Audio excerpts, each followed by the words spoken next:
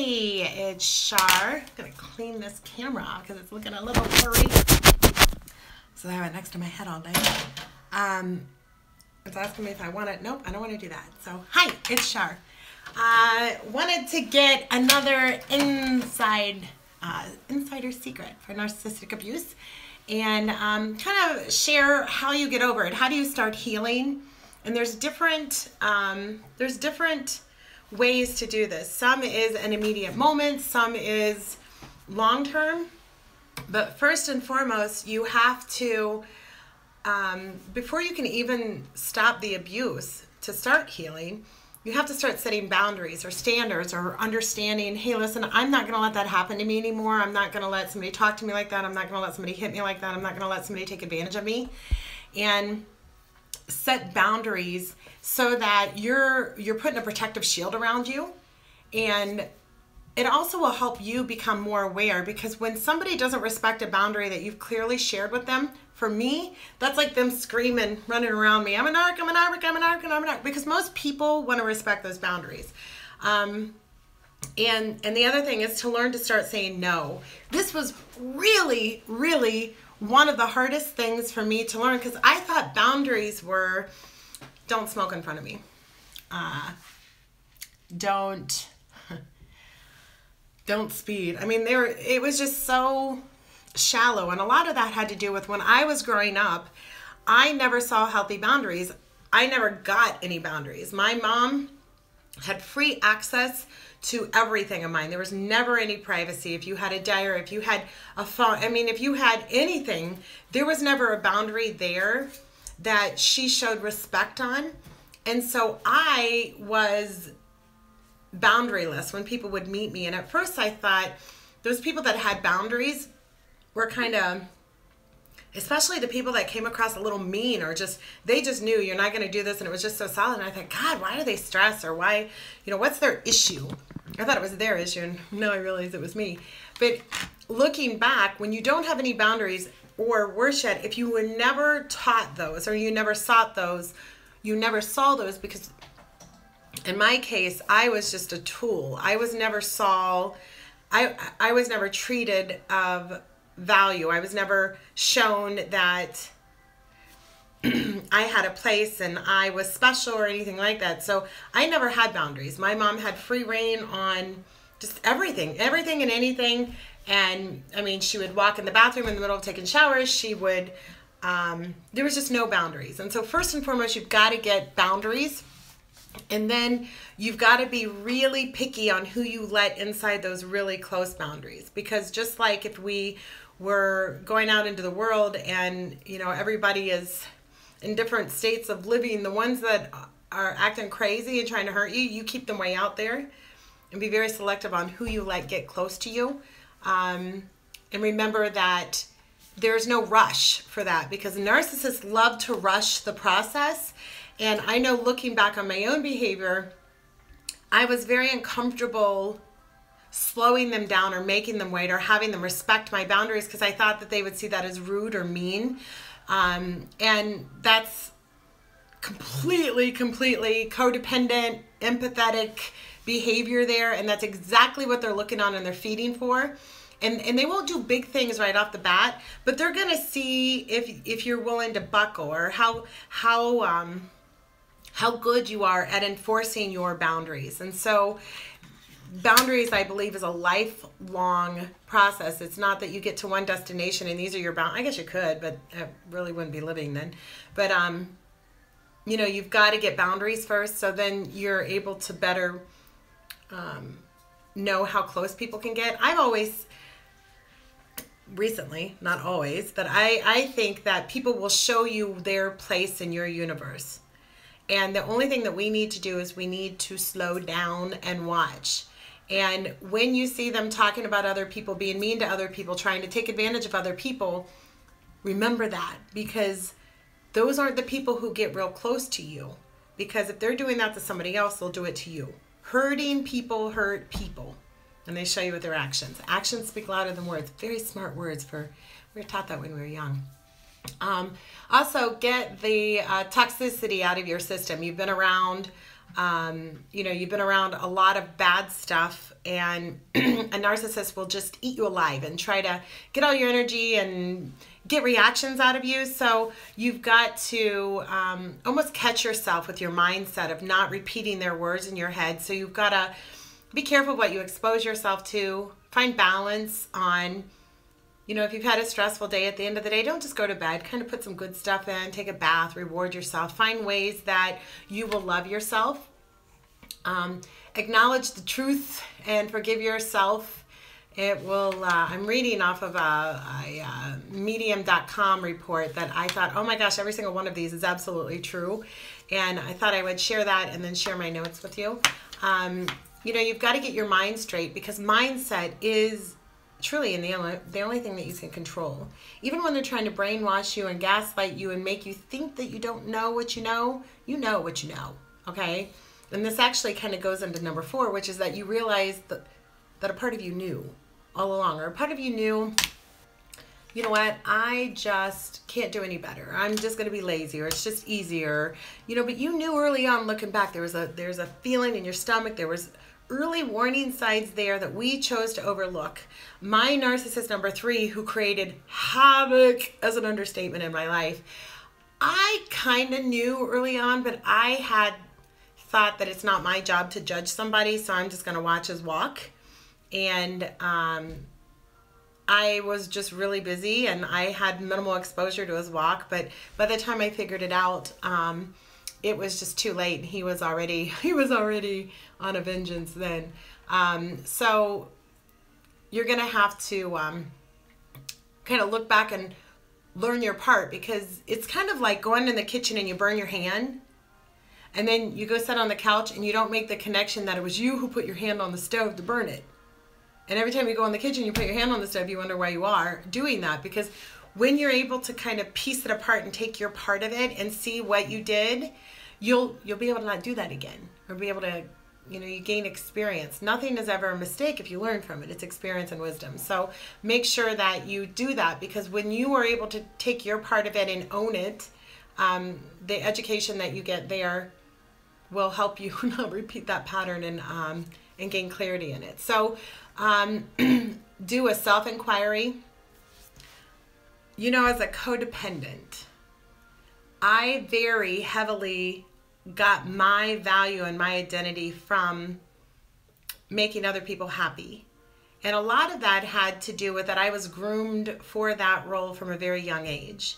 That I remember walking in a room and I would be able to tell you if my mom was in a good mood or a bad mood just from, I could feel it in the air. And that if she was in a bad mood, I did everything to try to put her in a good mood.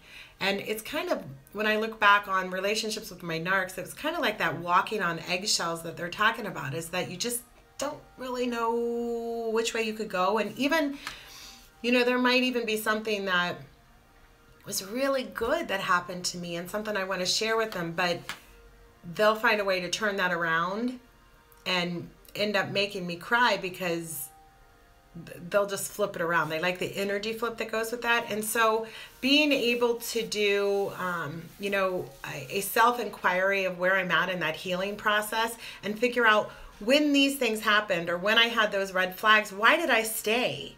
I knew that this wasn't a good person, or I knew this wasn't gonna go. I know with my children's father, I finally reached my breaking point when I looked over and I thought, our kids are still pretty young. They weren't babies, but they were young. And I thought, you know, they're gonna see that this is how a man talks to a woman and a woman interacts with a man. And I don't want to have to, no! My dog says hi. I don't want to have to, years from now, explain to my son's wife or watch my daughters go through the abuse that I was going through. And so that self-inquiry of seeing, why am I staying? Why did I move? Was it a need for security, a need for adoration? Was it a need for acknowledgement? And when you stay there with those, if it's a need for security, you know, you kind of piece it apart and figure it, what is it about that created this, that allowed that? And then once you're able to start putting things into place in your life that gives you that security from within yourself, you won't repeat that pattern. And so You need to heal your inner child. This is really, really, really, really, really the most important one probably. And, you know, I am coaching a few people, and I'm actually coaching a narcissist right now. And it's really neat because at each end of the equation, we both need the same thing. All right. So an empath, I didn't have the healthy environment to create a balanced child. I had one that was always seeking my because I never got acceptance. I was always seeking my acceptance from my mom and doing whatever I could do to make her happy, which was nothing I could ever do would make her happy. And the same thing from the narcissist is that we were both seeking the same thing. And so healing that inner child and going back, and what does that mean? Because, oh, what is this? That's crazy stuff. It sounds so hippie or whatever. But this is truly something that only you can do. You could sit in a therapist's office for years, if not the rest of your life, and try to heal this, or you could just get to the root of the problem and fix it. This is where the root of the problem is, okay? Is that little kid inside of you didn't ever get the things that they need, and so it's almost like they stop growing and they kind of get tucked away in a place. For me, it was in my heart. And going back and restoring that child and letting my little me know that I'm valuable and I'm smart and I'm loved, and I'm so, so, so sorry that you never heard that you were special and that you were never celebrated, and that all of those things that I had done for my kids, I needed to go back for me, inside of me, and just hug me and heal me. And there's no better person to do that but me. And for the longest time, I was trying to find that in somebody else, but now what I know is that you can only do that yourself. So going back and healing that inner child, and there's a lot of information on there on how you do that. That is long-term healing stuff right there. Because when you figure that out, and then you make a promise to your young child, your younger self, that nobody's ever going to hurt you again and nobody's going to do those things to you again, guess what? You don't repeat the pattern of narcissistic abuse anymore. You wouldn't tolerate it. You need to shift your focus from them and get it more on you, so that you could start living and you can start healing. And that, you know what, there's a certain amount of time that it takes to process emotion to come through. And the way I think emotions is, for the longest time, I was never taught how to feel anger or some of those harsh emotions. I was never taught what to do with them. And so I just kind of skirt around and be like, oh, I don't really know what to do with them. And you can't do that. That's not healthy, because that doesn't process them. I think sometimes it's just a matter of, if we look at emotions like somebody knocking on your front door and you have anger out there and it's just beating the heck out of the door because it's angry, and we just kind of try to ignore it. I mean, even when you go to bed that night, it's still beating up the door and knocking on it. You're not sleeping very good. It's waking you up. And, you know, you're able to connect, or I'm able to connect when those things happen. What's going on here that I'm not addressing or listening to? But really, when you just meet it at the door and you're like, hey, you, anger, follow me. You're going out the back door. And you're just acknowledging its existence. You're not really doing anything with it. That's exactly what you need to do.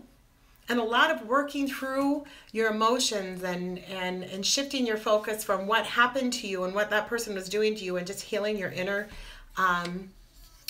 self is all full of emotion, because there's just so much emotion. I think emotion is your your body's sixth sense, if you will. We've got we have smell and hearing and all of our senses, but the emotions are your body's way of telling your brain what's going on. And so if you're feeling things and you can't connect it, you need to slow down and figure that out and practice listening, really listening, really, really, really listening, not just to yourself, but also to other people. Listen to that inner voice inside yourself, but also the trusted friends and family who you know have your best interest at mind.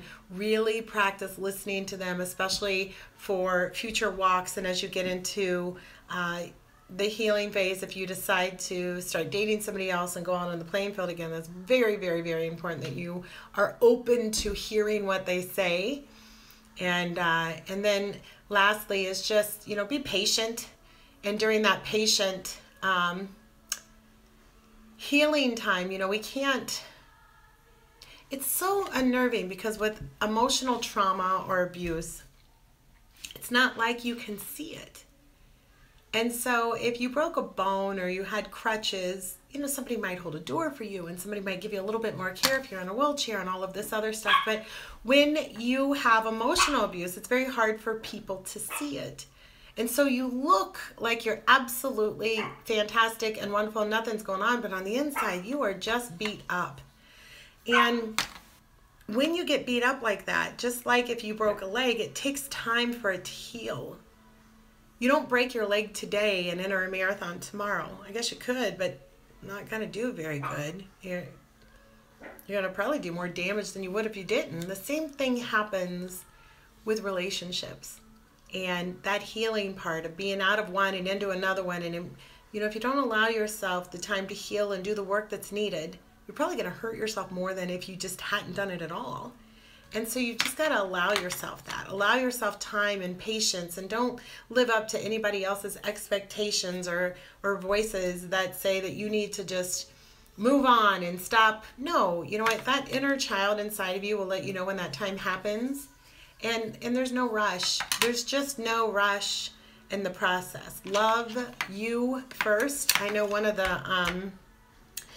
the things that I would think of is, you know, when I much younger, I remember when I met somebody, I wanted to slide right into a relationship and they were the center of my world. And now what I know is that I am the center of my world. And just like a healthy, balanced wheel that has all these spokes, when one of the spokes breaks, your wheel doesn't go out of balance. It's just one of them because you have a lot of them.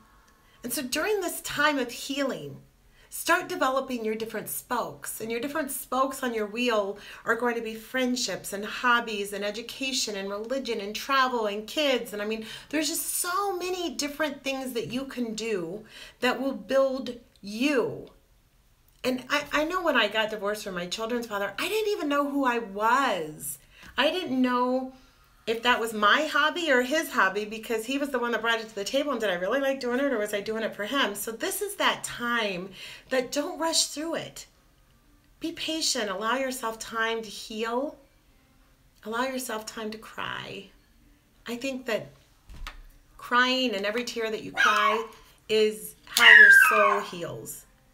And you've got to let that out. If you don't, it just builds up. So anyways, I hope these help you with some insider tips on how you get over all that, because you know what, you're pretty freaking awesome. If you haven't been told that today, I'll tell you right now. And you are awesome as you are right now. You don't need to do anything else, not even brush your teeth. So if you haven't been told that today, replay this and say it to yourself like 10 times. Also, I would say go get some dry erase markers. This is one of my favorite things I have all over my house. I write little notes to myself, little love notes. You're beautiful, you're smart. If I'm working on some big project, I'll remind myself, and my cleaning lady knows every week, wipe them off and let me write on them again. So, you know, what we surround ourselves with is very, very, very important. It's very important on how you reprogram that mindset. We know that we haven't been doing it right for a long time, so let's start today. These don't cost very much. You know what? If I bump into you, I'll give you mine. So hope you are having a great evening, and know this, that I love you, and that I know that we are all so powerful, because I sit here today as proof of anything that's possible that I've done, you can do, and that we're all connected. And I share this with you because we're all connected. So you know what? Why don't you go love somebody today like I've loved you, especially if you just start with yourself. I'll talk to you next time. Bye.